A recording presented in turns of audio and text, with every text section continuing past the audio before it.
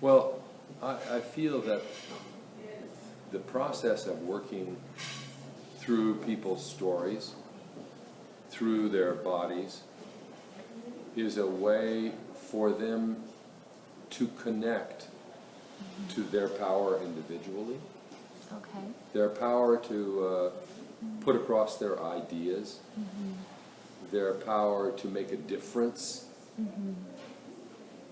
the very power to recognize that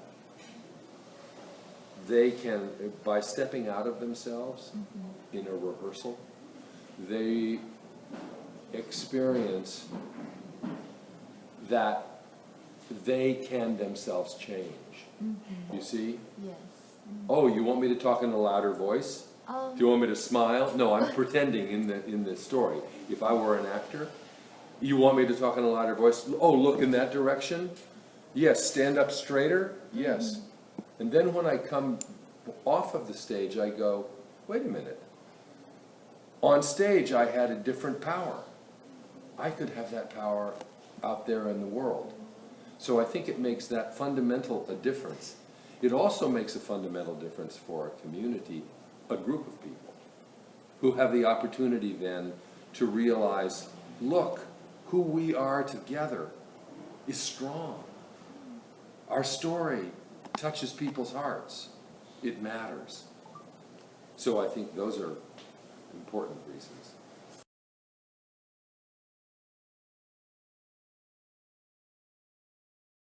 Oh, absolutely. Yes. I think when people get a chance to learn through their bodies, they learn in an entirely different way. If I can stand inside your story, whether it's history or even mathematics, you know, if I can stand inside, it's a way of learning that is retained much more strongly. It's the way children learn, you know, given a chance to play by themselves. They're not going to sit in rows like this. They're going to use their bodies and work together that way. Essentially, they'll make theater.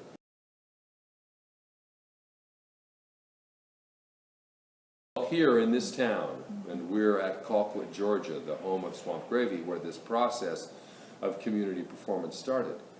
Here, the teachers say, you can always tell the children from Swamp Gravy. They are the first to go greet the new children who move into town. They are the ones who are ready with answers. They will come up and talk to the class.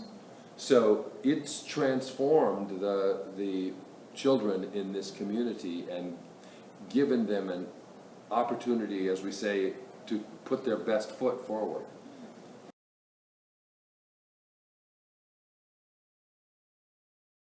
Yes. The change in me is bigger than maybe anywhere else. Because, you know, Gandhi said, be the change you want to see.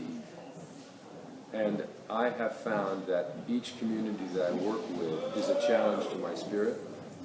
It's a challenge to my patience, my forgiveness of myself, my compassion for the situation of other people. And so it has been my spiritual home. To do this work has taught me about the sacred,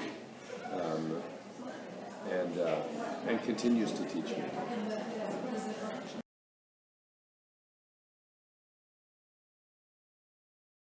Of course, there's a barrier of language, but I know working in Portuguese, I had the experience of realizing very quickly that people had the same understanding about performance, the same experience with performance. They had the same joy and energy from it. And so I think that what we need to do is to work to overcome the challenge of language, but once we've done that, we're in the same territory. There isn't a difference in the fundamental way that performance works for cultures. I think it's universal.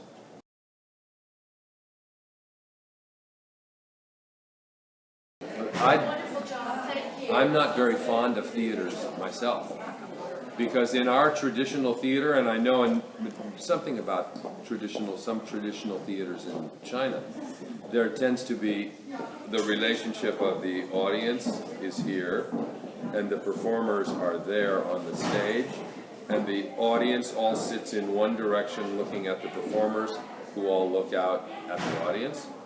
And if you think about it, that's only got enough room for one point of view. But one point of view is not sufficient for our multinational, multi-generational, multicultural world. We need to hear from points of view all around the compass. And so, in your meeting hall, we would create, as here in Cotton Hall, multiple stages. The audience sits in different places, and the action happens in different places, because some people are to the right of us politically, some people are to the left of us, some people are above us, some people are below us. That's life. And when the theater reflects that diversity, that's it.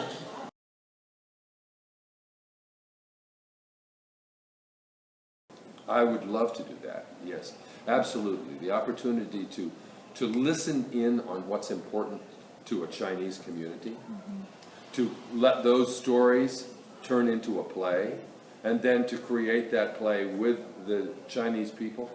I think it would be incredible for me, but I'm not the most important person in that. The Chinese people are, their community is. And when I was there visiting China, I thought that same thought. I thought, I would love to do this, because I see so much in China that is remarkable, so many stories that I would love to know more about. So just invite me.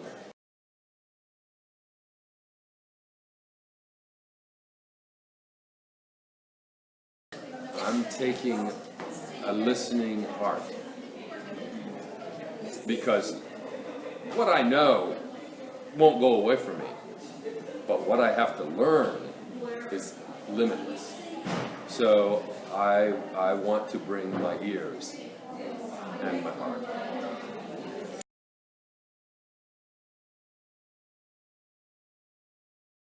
Well, I know this. I work quite a bit in education in the United States, and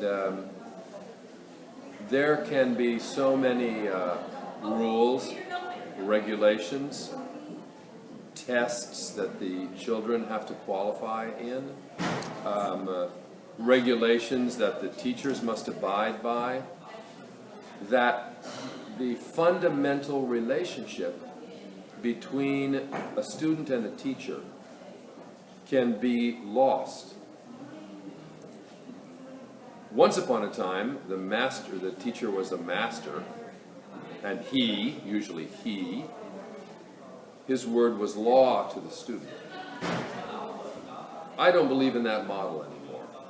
I believe in the world where the children, too, have something to teach me. So I am engaged in the process of teaching as a learner, as a co-learner. Oh yes, I have experience, and I have something to teach.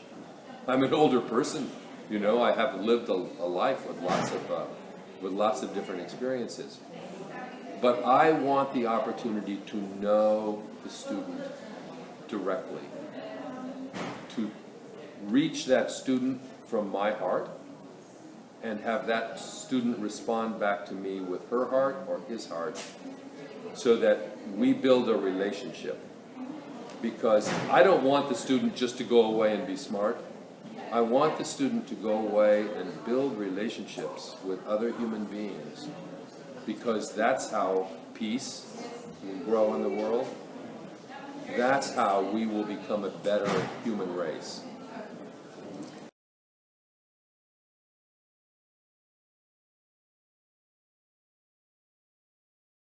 So, when you go to take this examination, you think the examination's about you, but the examination isn't. You're being challenged to go through this test because you have work to contribute to the world. When I work with an actor on the stage and they tell me they have stage fright, I say, you're putting your attention in the wrong place. If I think about, oh, how am I doing right now? How are my words? Are they good? Am I making sense? Do I look handsome? Well, soon I've missed an opportunity to do something else. And the opportunity is to serve other people. And so when you go to take your examination, this is another step in you moving toward a life of your service. And when your life is over, in your last moments, if you have given of yourself, you'll have a full and happy heart. If you haven't, well, you probably flunked the exam anyway.